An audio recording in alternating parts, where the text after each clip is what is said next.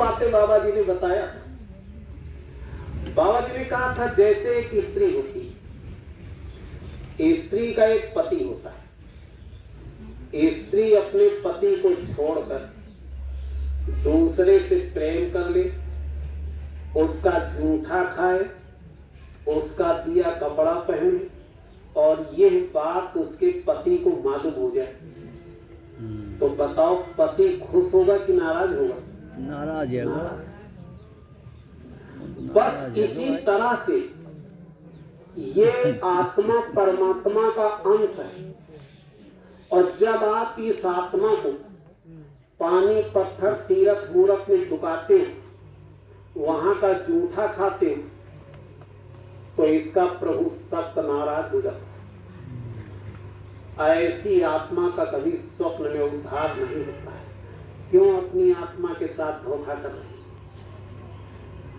कबीर साहब ने लिखा है, नारी कहावे पीव की रही और संग सोए, यार पुरुष मन में बसा खुशी खसम कस हो। अरे आत्मा प्रभु का अंश है, और न जानकारी में पानी पत्थर में इसको झुकाते, इसका प्रभु आपसे नाराज हो जाएगा। इसलिए जितने संत आए सबने ये समझाया था कि अपने प्रभु की तलाश करो, करो जतन सखी। यह बात हम बताएंगे बाद में, अभी बता देंगे। इससे पहले एक सवाल आता है कि आत्मा अपने प्रभु से अलग क्यों है? हम लोग अपने प्रभु को पाना चाहते हैं। हर जीव भगवान को मानता है। ऐसा नहीं कि बाबा जय गुरुदेव के चेला केवल भगवान को मानते हैं। भगवान को सब मानते हैं। चोर चोरी करने जाता है तो भगवान को याद करके जाता है। एक बात आपने और देखा होगा, बच्चा जब स्कूल में पढ़ने जाता है तो स्कूल में पहले भगवान की प्रार्थना होती है, पढ़ाई बाद में होती है। बोलो होती कि नहीं होती? होती है। अच्छा ये बताओ, बच्चा तो पढ़ने जाता है, मास्टर पढ़ाने के लिए आता है, तो वहां भगवान की प्रार्थना की क्या जरूरत? क्या जरूरत है? ये जो भी नियम हमारे आपके बड़े बुजुर्गों ने बनाया था, ऋषि मुनियों ने महात्माओं ने बनाया था, ये बहुत सोच समझ के बनाया था। ये इसलिए बनाए गए थे कि आप भगवान से जुड़े रहो। लेकिन आप जब पढ़ लिख करके नौकरी कर लेते हो, आपसे कहा जाता थोड़ा भजन करो, तो आप ही ये गाना गाते हो कि अभी हमारी उम्र नहीं।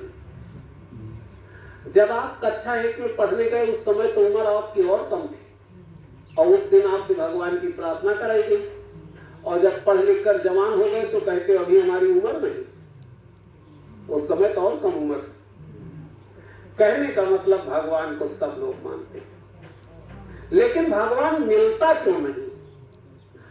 आत्मा और परमात्मा के बीच में कौन सी ऐसी चीज जो आत्मा को परमात्मा से मिलने नहीं देती? पहले आप इसको जानो, और जब तक ये चीज खत्म नहीं होगी तब तक परमात्मा मिलेगा नहीं। तो आत्मा और परमात्मा के बीच में कौन सी चीज है भाई? कुछ बताओ। कुछ बताते रहो तो अच्छा लगता है। आत्मा और परमात्मा के बीच में कर्म, ये जो हमारे आपके कर्म, यही हमको आपको मिलने नहीं देते। वैसे बड़े बड़े विद्वान ये सलाह देते कि अच्छा कर्म करो, आपका भला हो जाएगा, उद्धार हो जाएगा। लेकिन नाराज मत होना, अच्छा कर्म करने से स्वप्न में परमात्मा नहीं मिलता है। अच्छा कर्म करने से आत्मा का उद्धार नहीं होता है। अब आपको हो सकता है गुस्सा आ गया, और गुस्से में ये भी कह सकते कि बुरा कर्म करें। बुरा कर्म करने से भी परमात्मा नहीं मिलता है। परमात्मा तब मिलता है जब अच्छे और बुरे दोनों कर्म खत्म हो जाते हैं। पाप पुण्य जब दोऊ नासै तब जीव निज घर वासै। अगर एक भी कर्म है तो उसको भोगने के लिए आपको जन्म लेना पड़ेगा, और शरीर पाने के बाद फिर आपसे कर्म बनेंगे, फिर आपको भोगना पड़ेगा।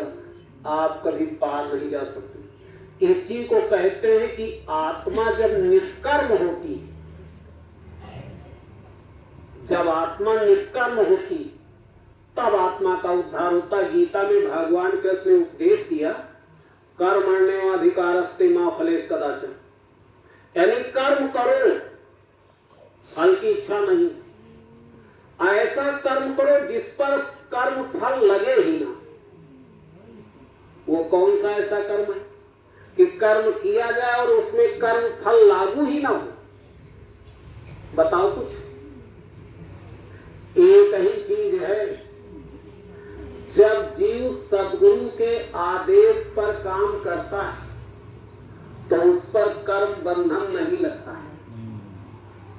इसलिए महात्मा जब इस धरती पर आते हैं तो आदेश देते, और महात्माओं ने ये कहा था, सतगुरु कहे करो तुम सोई, और मन के कहे चलो मत।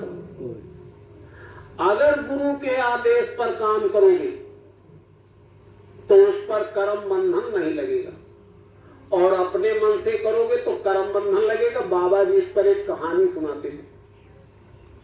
एक महात्मा चले जा रहे थे तो पीछे से उनका चेला चला जा रहा था। रास्ते के किनारे एक छोटा सा तालाब था। तालाब में एक बगुला एक मछली को पकड़ लिया। मछली तड़प रही थी और बगुला उसको निगल रहा था।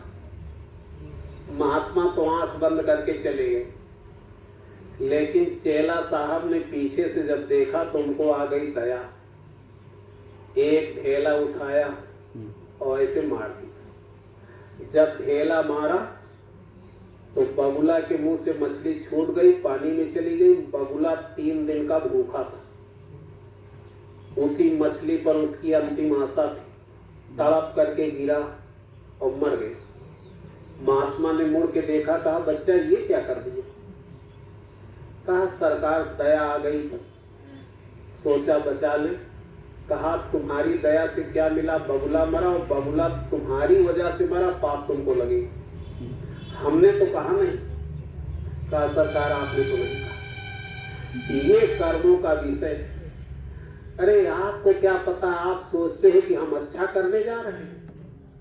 और रामायण में लिखा है, विधि बस सुजन कुसंगत परई। भगवान का ऐसा विधान है, कभी कभी आप अच्छा काम करते हो लेकिन वो बुरा बन जाता है।